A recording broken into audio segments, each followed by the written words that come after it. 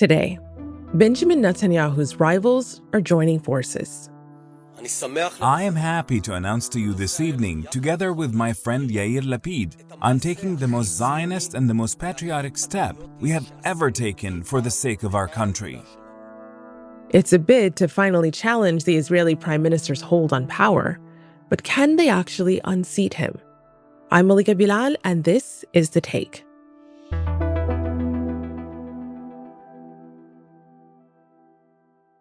Hey everyone.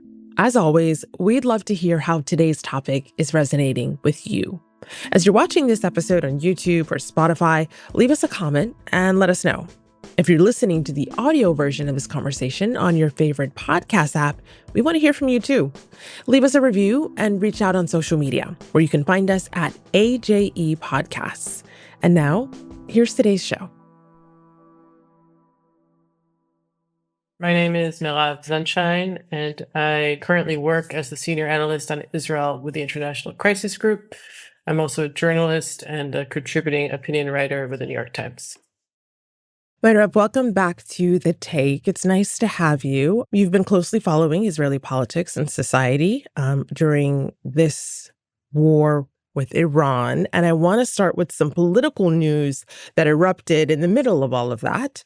Two of Benjamin Netanyahu's biggest rivals, former prime ministers themselves, Naftali Bennett and Yair Lapid, have announced they are joining forces again ahead of upcoming elections. And that's in a bid to unseat Netanyahu. So what is this alliance actually offering Israelis right now? I think the biggest thing it's offering is not Netanyahu. And that continues to be the framing and the narrative in the Israeli political spectrum. Both Bennett and Lapid, as you said, were co-prime ministers during a very short-lived government in 2021-22. And so they both feel like they are the most. And Bennett does poll as kind of one of the most fitting to replace Netanyahu. So what they're mainly offering is that they're not Netanyahu, and they're also offering a return to some kind of semblance of normalized, functioning government, society, a return to law and order.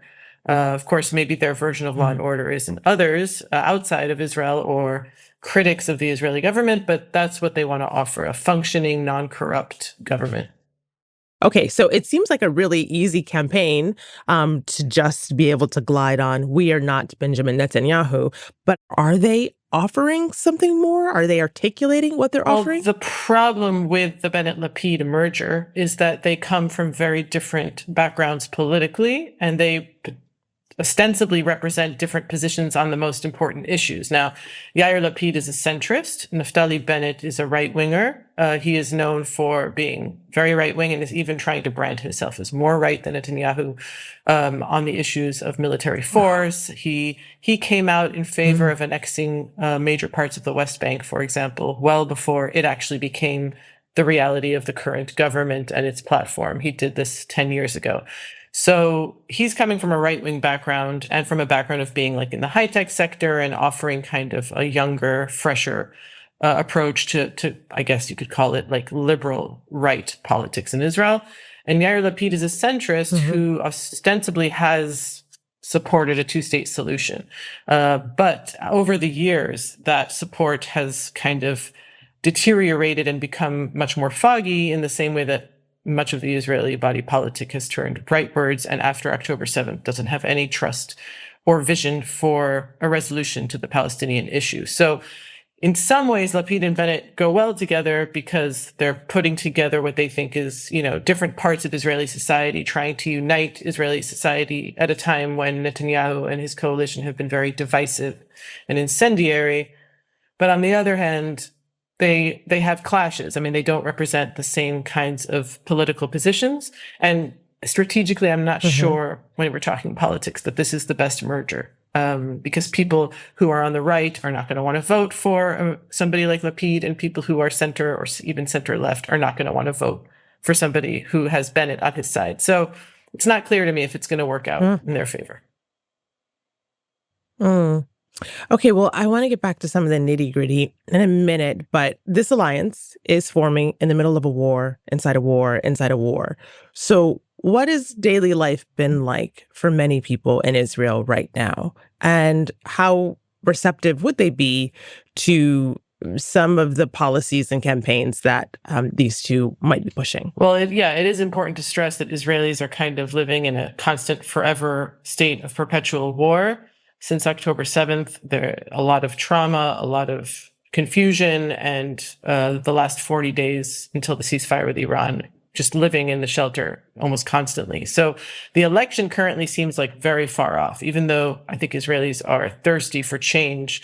At this point in time, they're just trying to get their kids to school every day without there being sirens and missiles, and just having just routine and stability, not to mention residents of Israel in the north, where there's an ongoing fire with Hezbollah and soldiers, IDF soldiers who are inside occupying southern Lebanon. And there's constant friction there. So they don't even have a sense of normalcy even during the ceasefire with Iran. They're still in a constant state of war and uncertainty, even as most of the country has kind of been able to stabilize a little bit now. And what Israelis are dealing with on a day-to-day basis is just, how are we supposed to make things work? And this is also, you don't really hear much about this because Israel's economy is very resilient, but very high cost of living, prices going up, and just a difficulty with the day-to-day functioning of stuff, not to mention all the different problems that Israel has in terms of police and law and order and corruption and lack of trust in various systems. So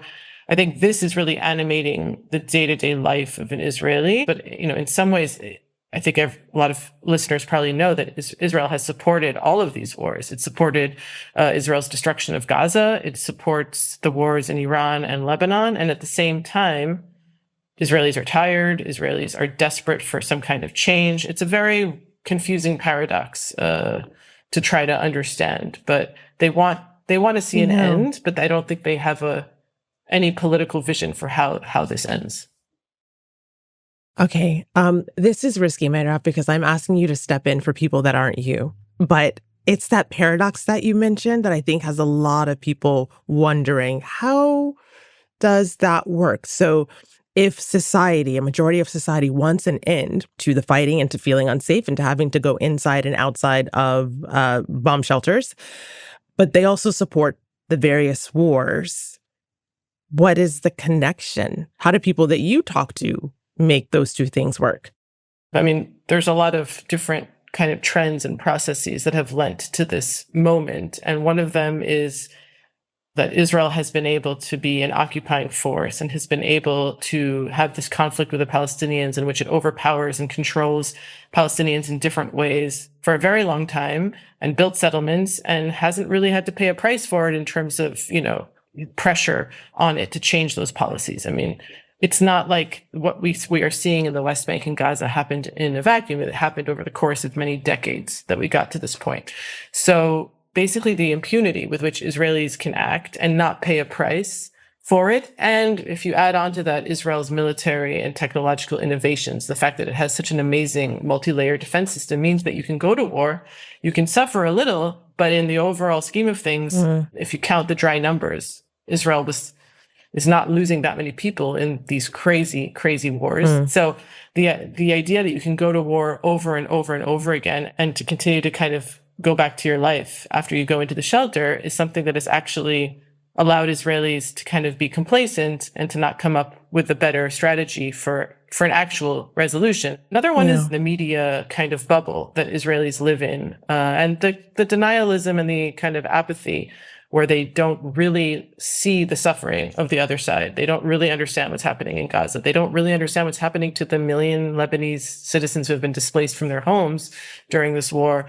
They see mostly their own suffering. And when you don't see the other side's suffering, it makes it very difficult to kind of humanize and look for solutions, as opposed to just continuing to rely on your military power. And they don't see it because of how siloed social media can be. Is it not shown? Is it not popping up in people's feeds the way it is for, let's say, me, where I can't escape it? It's, I mean, obviously Israelis have internet, but they don't want to know. They know, but they don't want to know. They don't even know what's happening in the West Bank. I mean, most journalists who fly in here or stationed here, know much more about what's happening in the West Bank than the average Israeli does. So, yeah, it's just this idea that we don't want to know. Yeah. Because knowing is too painful. There is a deeper toll to what's happening, and we're seeing that represented in studies and news headlines and reports about this internal toll on soldiers, on families, on society more broadly. There are reports of rising suicides among soldiers, increasing trauma, a sense that the war is taking a psychological toll that isn't always visible. Are you seeing something that may not be obvious to people outside of Israel right now? Yes, and I'm glad that you asked that, because I do think that because of all of the really horrifying and destructive actions that Israel has taken, it's hard for people to see Israelis as humans. And there is a lot of trauma. I mean, talking about soldiers, PTSD, soldiers committing suicide, of course, there's also reservists, but you basically have a very militaristic society that is used to having very short wars and has suddenly been in war nonstop for almost 3 years. And that's taking a huge toll on society. So, it takes all kinds of expressions, whether it's domestic violence or road rage, and, car accidents are the number one killer in Israel, and something that's getting worse. Just acrimony between people, tensions. So all this takes a toll. I think on children, mostly the fact, I can speak also, the lack of routine, the fact that on a given day, you don't know if you're going to have to be in a shelter or not. Kids weren't in school for 6 weeks straight during this last war. So that kind of uncertainty and instability, I think, has a huge toll that I think even the people themselves don't realize the toll that it takes, and the kind of adrenaline that you go through and then aren't able to process. Well, I promised we'd get back to the politics, so I want to link these two things together, because all of what you're discussing has to be a huge pressure point on Prime Minister Benjamin Netanyahu, and a win in the camp of those who are campaigning as not Benjamin Netanyahu, who is presiding over all of this. So on top of that, he's also got the corruption charges. He has health issues. He has the failures to meet some of the war objectives. And polls suggest he could struggle to hold onto power. Now, I say all that, but also know he has faced tough challenges before, and he still survives them politically, which is why he has been such a long-serving prime minister. So what is making him politically vulnerable right now? Well, yeah, he has been polling poorly since October 7th, and nothing has really changed that. Of course, polls are just polls. We don't know what would happen in real time. But even before October 7th, Israelis started to dislike Netanyahu because he became a lot more authoritarian, anti-democratic, and Jewish Israelis started to feel it themselves in all kinds of ways. Once again, tens of thousands are out on the streets across Israel protesting against their government. Every Saturday they gather, calling this right-wing government a threat to democracy and the rule of law because it's a coalition built around openly far-right parties. If you put the Palestinians on the side for a second, there's just, Israel is part of the Western world, the Western economy, and Israelis want to feel like they're part of the liberal democratic order. And Netanyahu, who has built his career on being right-wing, but really kind of pushed all the way right with the second Trump term, and his coalition that he formed in the end of 2022 is very openly racist, annexationist. So he went from being kind of a savvy statesman to somebody who's very openly looking for political survival because of his corruption charges, and somebody who's openly, dehumanizing everybody around him who doesn't agree with him. And Israelis started to wake up and realize this is problematic for us. We might wake up, in a few years' time when our own rights will be taken away from us. So that's my analysis of how many Jewish Israelis who are still with Netanyahu, possibly on, for there opposing Palestinian statehood, but really don't want to vote for him. There There's other issues, of course, that play a role in this. He has tied his political fate to the ultra-Orthodox Jewish minority in Israel who don't serve in the army. And when you have 300,000 Israelis who have been serving in reserve duty over the course of the last few years, that also creates animosity because there's no equality in the draft law for them. And at the same time, he has overseen a country at war on several fronts. And we've seen, despite, I think, what are strategic failures in achieving the goals in all of the fronts, he's also kind of reshaped the Middle East. I mean, not just him, but everything that we've seen unfold, the fall of Assad in Syria, Hezbollah becoming much weaker in Lebanon. There's a new government in Lebanon. These are opportunities that he could actually claim to have some achievement in. And of course, you know, the US-Israeli strike on Iran, which currently seems to be quite a disaster, but he still seems to try to sell it as a win along with Trump. I mean, he could very reasonably stay in Israeli politics, but it looks like people are finally going to try to vote him out. And it should not be ruled out that he will try to undermine the results, that people will feel intimidated on the day of the election. And I should also note that there are 20% of Israel are Palestinian citizens, Arab Palestinians, who could really be game changers in this election and who are constantly, in addition to being silenced, suppressed, discriminated against systematically in Israel, are also being directly incited against as illegitimate partners in Israeli politics, despite the fact that they are a major force in the election and could really swing it against Netanyahu. What do you think it would take for the alliance then to win? Will it take much? Is it going to take a lot of effort? Well, because Israel has coalition politics, there's many parties. And there's another party that's led by a former chief of staff who is considered very strong. His name is Gadi Eisenkot. He's polling very strongly now. I think Bennett and Lapid's merger is in the hopes that he will join them. And I think in terms of just the wonkiness of coalition politics here, if you want to try and overseat Netanyahu, you need to have a very clear, strong bloc of parties that unite and a strong leader that leads them. In this case, Bennett, but Eisenkot, who is a bit of a more centrist leader than Bennett, he's trying to appeal to his own base. So the big question is, will they merge or not? And again, in Israeli timelines, 6 months till the elections is like 6 years, and so much could happen until then, and it's hard to tell. But the going consensus is that if they want to try and upturn this election, they are going to need to unite. All of these parties are going to need to come together. Yeah. Well, we put them aside a little earlier, touched on them a bit, and we talked about the politics, but let's talk about Palestinians, the Palestinians, those living under occupation, and Palestinian citizens of Israel. Where do they fit in all of this with either of these options? I mean, it's crazy to say, but they don't fit anywhere. I mean, the October 7th and everything that's happened since then has only pushed, I think, Israelis farther from understanding that the Palestinian issue is central to Israel's ability. Like, Israel will not be safe until Palestinians are safe and have a political future. I mean, it's a cliche, but I think it remains true.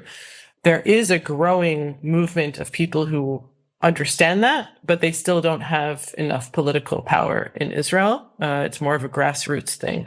But Palestinian citizens of Israel have been going through also organized violence and crime in their communities that the police in Israel are not cracking down on in a very clear way. Shocking statistics from Israel. One Arab citizen of the country killed every 36 hours on average this last year, 2025. Now, in the latest news just today, 5 people shot in less than 24 hours. And they are looking to really change their reality through these elections. And so I think that, as I said before, they have a lot of power and potential to do that.